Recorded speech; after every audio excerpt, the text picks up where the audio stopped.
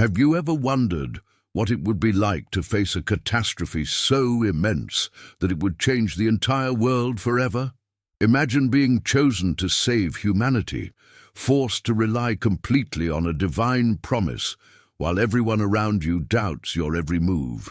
This is the story of Noah, the man who built a colossal ark to survive a devastating flood that threatened to wipe out all life on earth. His journey was not only about survival, but about faith, courage, and the strength to remain steadfast when everything seemed to oppose him.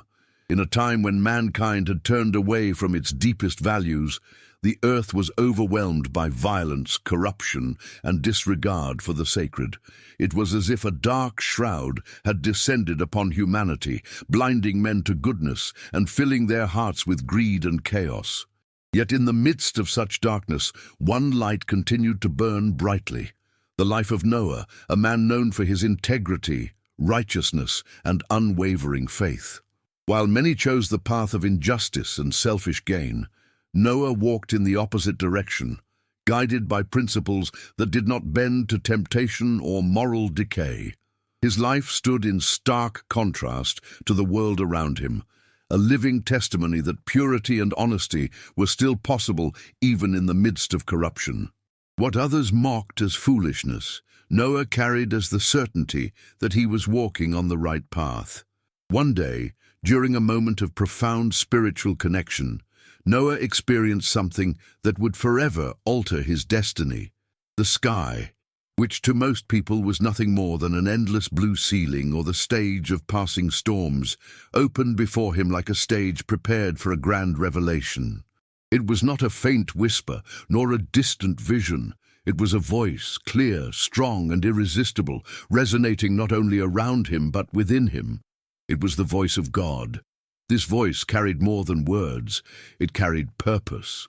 God revealed to Noah that humanity had strayed so far from its true essence that the world would be cleansed by an immense flood. Water would cover the entire face of the earth, and only those prepared would survive. Noah listened intently, his heart racing, realizing that from that moment forward, his life would never be the same. "Build an ark," came the divine command, firm and undeniable. It was not a suggestion, not a gentle request, but a mission of epic proportions. The ark would serve as a sanctuary for his family and for pairs of every animal, ensuring the continuation of life beyond the coming destruction. To human eyes, it was an impossible task, but to Noah, it was the very will of the Creator. Accepting this mission meant more than facing the magnitude of the work ahead. It meant standing against the ridicule, scorn, and disbelief of the world around him. People would call him insane, a dreamer, someone detached from reality. But Noah did not allow doubt to take root in his heart.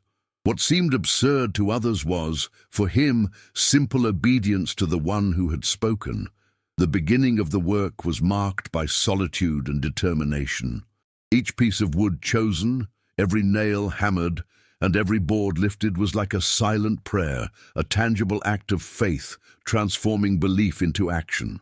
Noah worked under the burning sun, enduring the laughter, insults, and cruel remarks hurled at him from every side. As the structure slowly began to rise, the comments of mockery multiplied. "A flood! Here, where the sun scorches the earth without mercy. You've lost your mind, Noah," shouted some, laughing as though they were watching a comedy. Others shook their heads in pity, convinced that he was deluded. Yet Noah pressed on, unmoved by their scorn, more convinced with every stroke of his hammer that his mission came from God. Even within his household, doubt existed at first. His wife, his sons, and their wives questioned how they could dedicate their lives to such a ridiculous task in the eyes of their neighbors. But slowly, Noah's unwavering determination began to inspire them. His faith was contagious, and what had started as a solitary mission became a vision his family could no longer deny. Together, they began to share the burden. His wife supported him, his sons helped lift heavy beams, and his daughters-in-law worked tirelessly to prepare supplies. What once looked like the madness of one man now became the collective labor of a family united under a divine promise. The ark was no longer just Noah's dream. It had become their shared destiny. Time passed quickly, days turning into weeks, weeks into months. With each strike of the hammer and every board set in place, the ark grew taller, broader, more magnificent.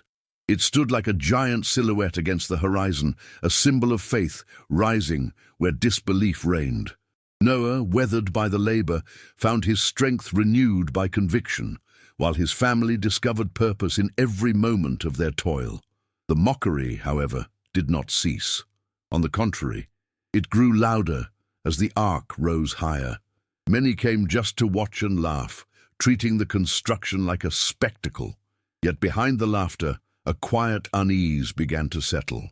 The structure was real, the dedication undeniable, and the unshaken resolve of Noah spoke louder than any words. And so, against all odds, the ark stood. It was no longer just a building of wood, but a mountain of faith, a declaration against the corruption of the world.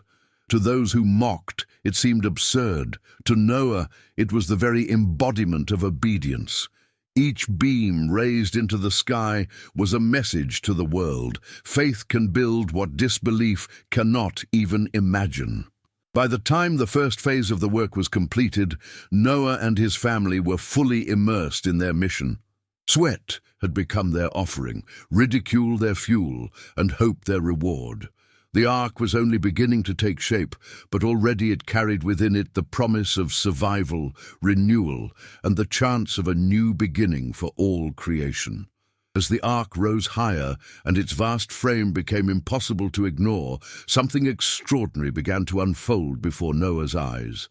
From distant valleys, across open plains, and through dense forests, animals of every kind started to appear. It was not by chance, nor guided by human hands.